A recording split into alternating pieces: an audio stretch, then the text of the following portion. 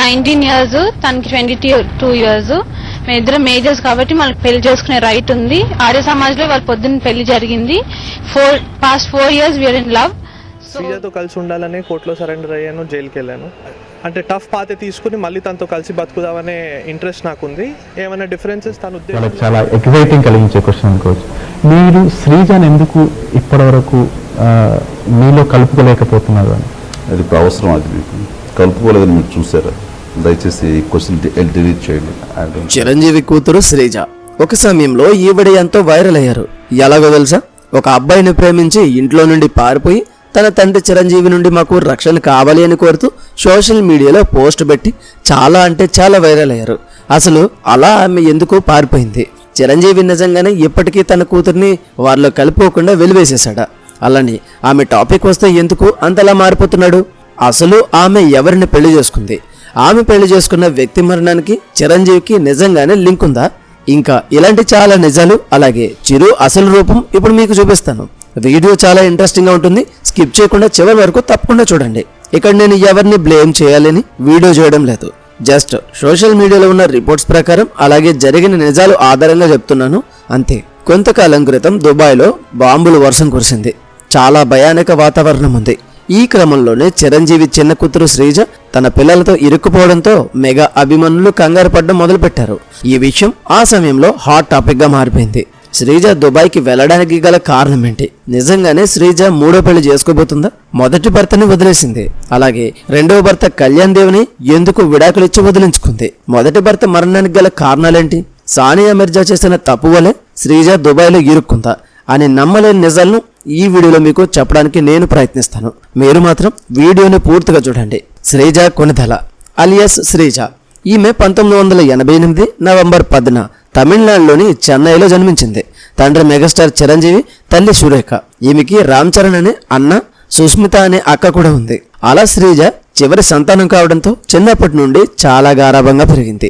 అలా గారాభం వల్లే శ్రీజ తను కోరింది కావాలని కాస్త మొండిగా తయారైంది. ఇక అలా శ్రీజ తన స్కూలింగ్ ని చెన్నైలోని పద్మశేషాద్రి బాలభవన్లో చదివింది. చదువుల్లో చురుగ్గా ఉన్న శ్రీజ చిన్నప్పటి నుండి డాక్టర్ అవ్వాలనుకుంది. ఈ క్రమంలోనే తెలుగు ఇండస్ట్రీ మొత్తం హైదరాబాద్కి షిఫ్ట్ అవడంతో చిరంజీవి కూడా తన ఫ్యామిలీతో కలిసి హైదరాబాద్కి వెళ్లి సెటిల్ అవ్వగా శ్రీజ తన చదువుల్ని హైదరాబాద్లోనే కంటిన్యూ చేసింది. అలా తను 10వ తరగతి చదువుతున్నప్పుడు తన బెస్ట్ ఫ్రెండ్ అయిన పూజతో కలిసి తరచూ కాఫీ షాప్కి వెళ్తుండేది.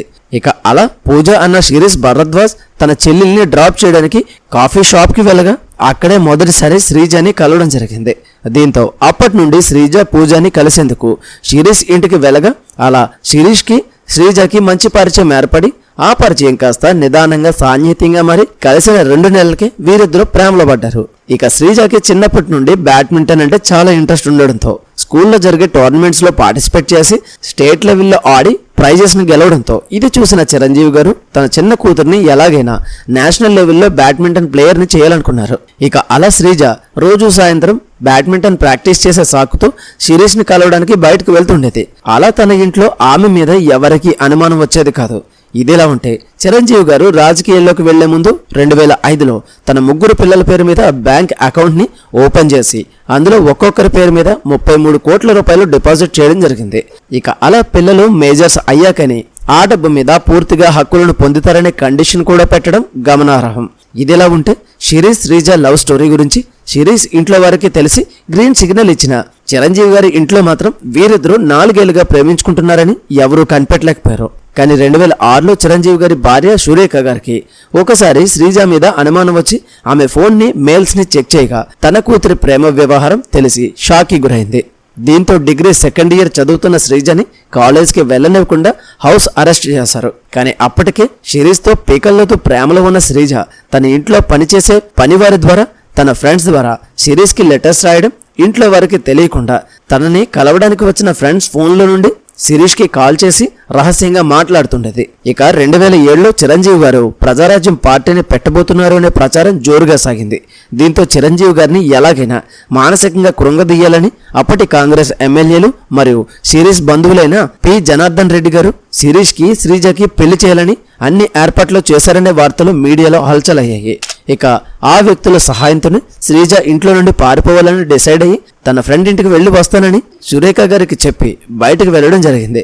అలా అక్టోబర్ 17, 2007 ఇంటి నుండి వెళ్లిపోయిన శ్రీజ శిరీష్తో కలిసి డైరెక్ట్గా బోయినపల్లిలో ఉన్న ఆర్య సమాజ్కి వెళ్ళగా అప్పటికే శిరీష్ తల్లిదండ్రులు మరియు కొంతమంది రాజకీయ నాయకులు అన్ని అరేంజ్మెంట్స్ చేసి రెడీగా ఉండడంతో 2007లో వీరిద్దరూ పెళ్లి చేసుకున్నారు. ఇక అలా కొంతమంది రాజకీయ నాయకులు వీరి పెళ్లి విషయంలో మీడియాలో హల్చలైతే శిరీష్ ని తన నుండి ఎవరూ విడదీయలేరని శ్రీజాకి చెప్పడంతో తన పెళ్లి తర్వాత అన్ని మీడియా ఛానల్స్ కి ఇంటర్వ్యూ ఇస్తూ తన తండ్రి బాబాయిలకి చాలా పలుకుబడి ఉందని, తనని శిరీష్ నుండి బలవంతంగా విడదీస్తారని, తనకి తన భర్తకి అత్త మామలకి చిరంజీవి గారి నుండి ప్రాణహాని ఉందని శ్రీజ చెప్పడంతో అప్పట్లో ఈ న్యూస్ అన్ని చోట్ల చాలా వైరల్ అయ్యాయి.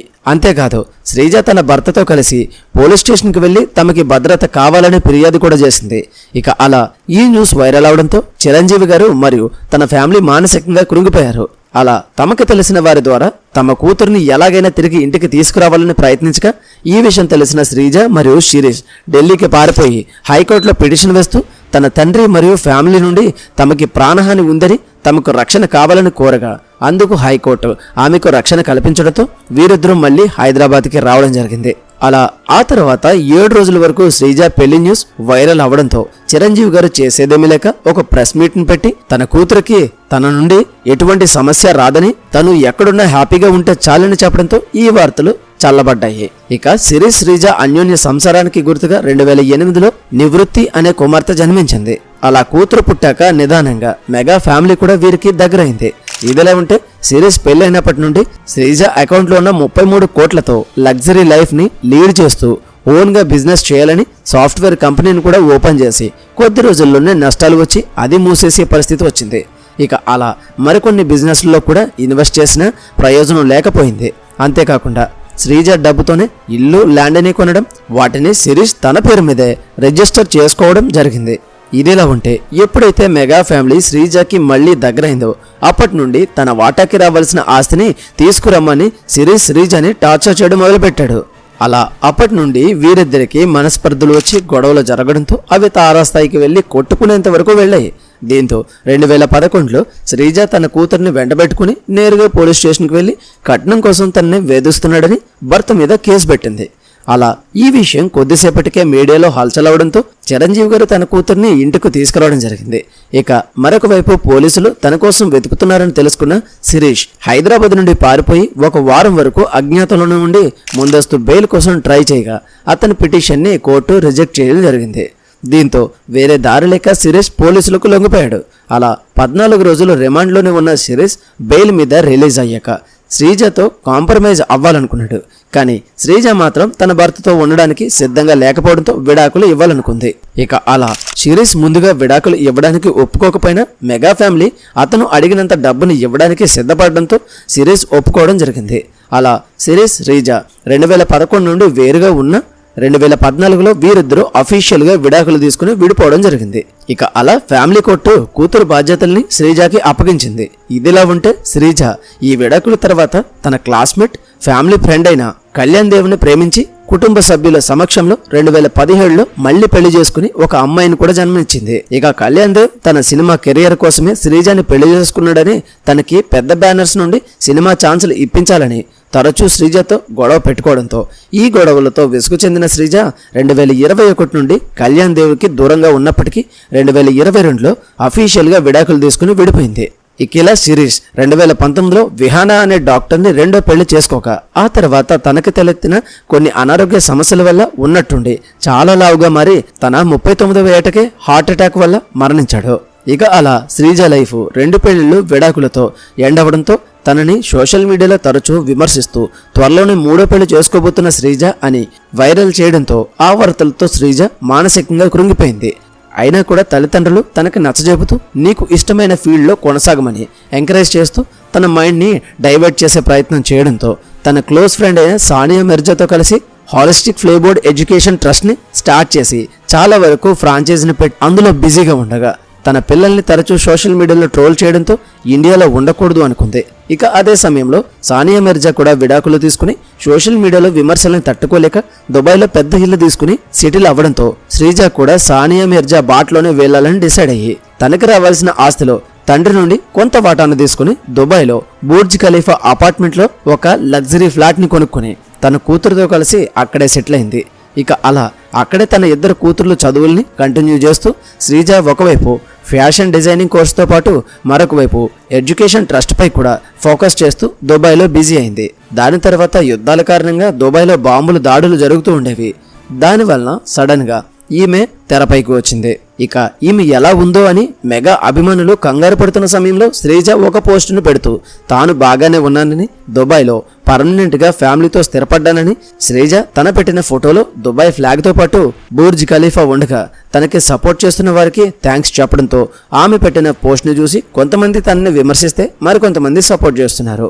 శ్రీజ నిర్ణయంపై మీరేమనుకుంటున్నారో మీ అభిప్రాయాన్ని తప్పకుండా కామెంట్ సెక్షన్లో తెలియచేయండి. అలాగే ఈ వీడియోకి ఇంతే. ఈ వీడియో కనుక మీకు నచ్చినట్లయితే తప్పకుండా లైక్ చేయండి. అలాగే ఇలాంటి మరిన్ని మంచి వీడియోస్ కోసం ఛానల్ని సబ్స్క్రైబ్ చేసుకుని పక్కన ఉన్న బెల్ ఐకాన్ ఆల్లో పెట్టుకోవడం మర్చిపోవద్దు. మళ్ళీ మరొక మంచి వీడియోతో కలుద్దాం. Until then thank you, bye.